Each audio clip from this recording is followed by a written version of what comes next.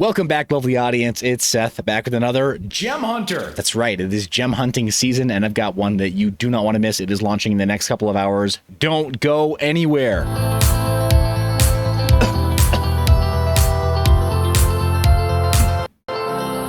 And welcome back again. If you haven't already made that subscribe button explode, I think you should. Frankly, you need to see when Gem Hunter content like this is coming out, and you'll do that by clicking the bell icon so you're notified when stuff is published. Let me jump out of the way. What the heck are we talking about? It's Strong Inu.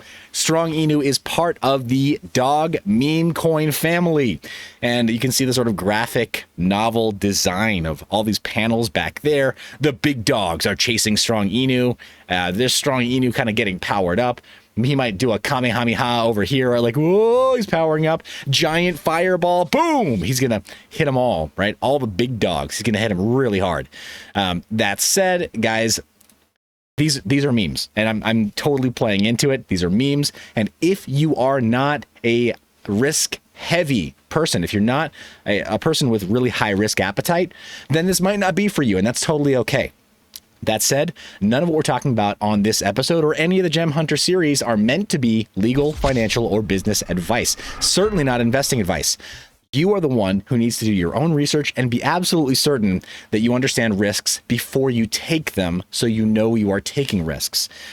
Kind of a cool thing. I do not own any of these tokens. I can't own any of these tokens, so it's impossible for me to talk to you about something where I'm going to dump on you when these tokens hit the market. How's that possible? Well, I'll show you.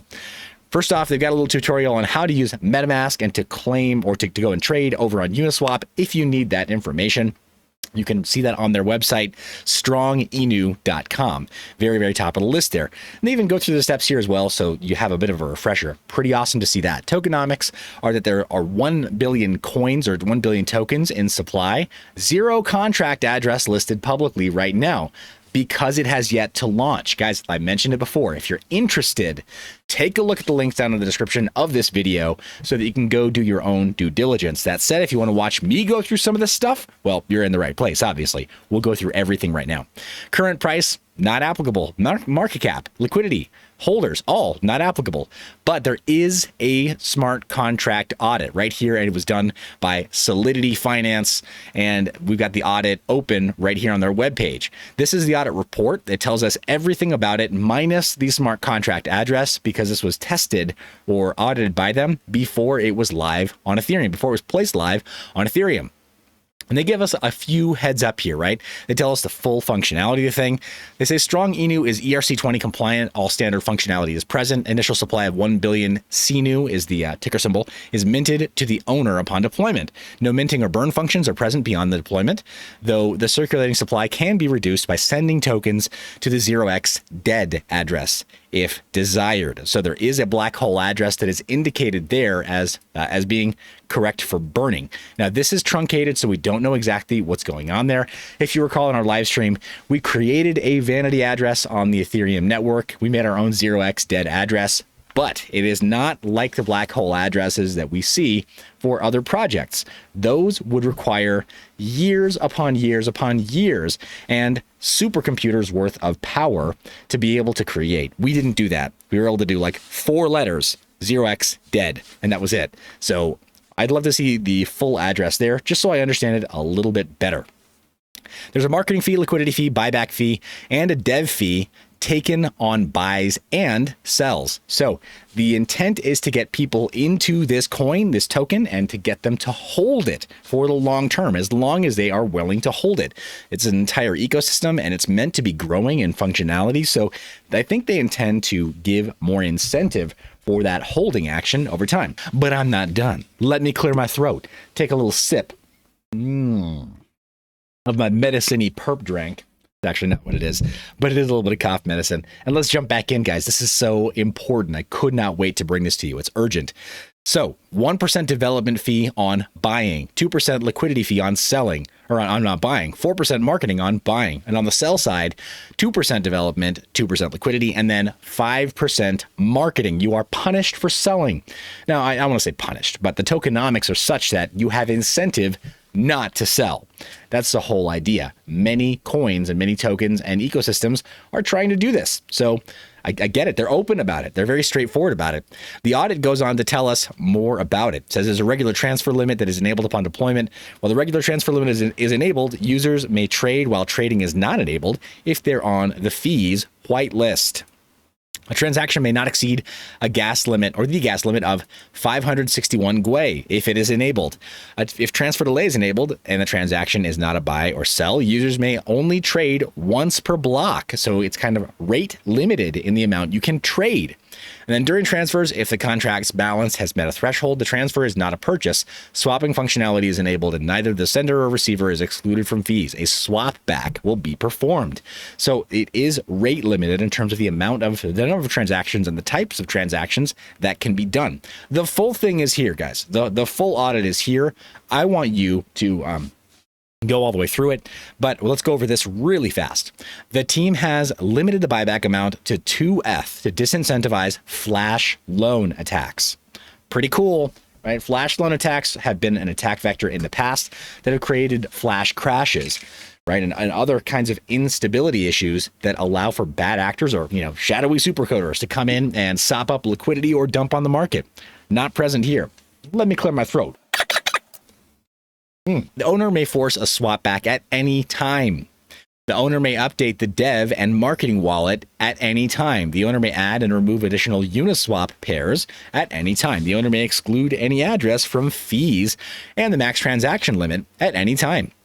The owner may adjust the max transaction limit and the buy-sell fees at any time. The owner may toggle swap back functionality and the token threshold to swap back anytime. Regular trading is disabled on deployment. The owner may enable regular trading at any time, but may not disable it once enabled. So apparently the idea is to wait until there's a launch event. We're going to see the TGE today. Regular transfer limits are enabled on deployment. The owner may remove these limits at any time, but may not enable them on disabled. Utilization of safe math to prevent overflows. The team worked with us to implement changes related to gas optimization. So they didn't show the change log here other than just telling us that there was some work done after they identified issues with gas optimization. That may be where that 561 GUI figure came from. But the point is, without being long-winded about it, I know, too late, there is a very thorough audit available for you to take a look at if you understand how to read an audit. So I think you should do that or send it to somebody you know who can. All right, guys, back over on the main website. This is the visual breakdown of the fee structure, and it appears to hold based on the audit information. But moving down the space map, I love that this is what they call it. It's not a roadmap, it's a space map.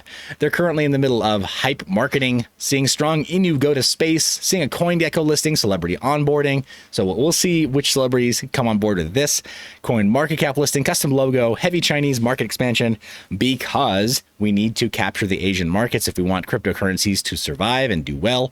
Strong staking, community giveaways, TFL marketing in the London Underground, and then proper centralized exchange listings, worldwide billboard campaigns as well. And then in 2022, they are looking at Project N, NFT minting, partnership, and multi-chain bridge, which I think could be pretty great. In Q2, this is the end of their current moon map, and I think that's probably the wisest thing they could do is just say, this is as far as we've mapped out. But Project N multi-chain expansion, NFT evolution, and then Project S released. And they'll announce the use case for that later. Moving on, though, here's the frequently asked questions. They're asking, when is it launching? Thursday, the 19th of November. Wait a second. Today's not Thursday, it's Friday, but it is the 19th. Here's the point. It's a typo, but it's still correct. What will the initial liquidity and market cap be? We'll have a starting market cap of approximately 75K and an initial liquidity of 8 Ethereum. Will there be a pre-sale? No pre-sale. Small private sale, which is now closed. Private sale tokens have vesting on them, selling restrictions in order to avoid any type of dumping. Don't worry if you missed out. There are a few remaining spots up for grabs through several different contests. Now, as of today, I missed those and I'm not a part of those. I just need to be able to say that. This is a sponsored look at this project, but I was not rewarded in that way, and I don't hold these tokens yet. I might later on today. We'll see. Says, what slippage should I use? In the video, they say 8 to 10%. Here, they say 8 to 12%. Where can I buy? They say it's an Ethereum token, so it'll be available on Uniswap. I'm going to add to that, right, Matcha, and then 1-inch decks as well. There's some really good aggregators that do a phenomenal job of making that easy to find. That's the full site right now. If you go to stronginu.com, you're going to be able to see all the details here, and then including where it says how to buy underneath where to buy, or the tokenomics here on the tokenomics tab, which is what I will keep in the description for you to navigate to immediately.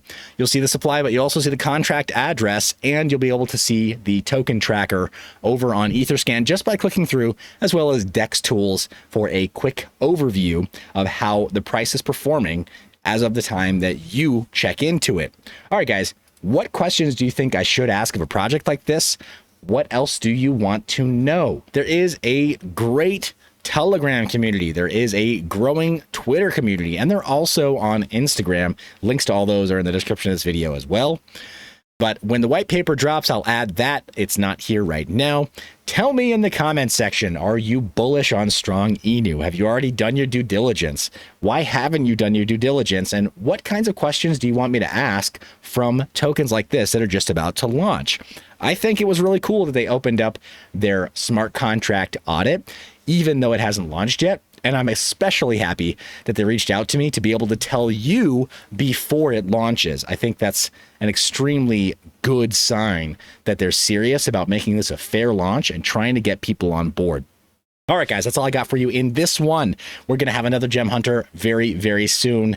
Be sure that you are subscribed with notifications turned on so that you don't miss it. Guys, you know I love your face. Remember to stay private and mind your biz. Thanks for watching to the end of the video. Be sure to check out mineyour.biz, where you can sign up for our email newsletter, where we're still ramping up content, but you will occasionally receive specials for flash sales and all kinds of other deals that we have going on the site. You can also check out our services page, where we offer consulting to projects that need it. You can pick up the Freedom Phone, which respects your privacy. You can pay for it in crypto and have it shipped to you anonymously, as well as getting merchandise that also is paid for with crypto. That's right, we practice what we preach, including, well, a Flux swag page. That's right. It's a dedicated page just for the team over at Flux Network, because we love them that much.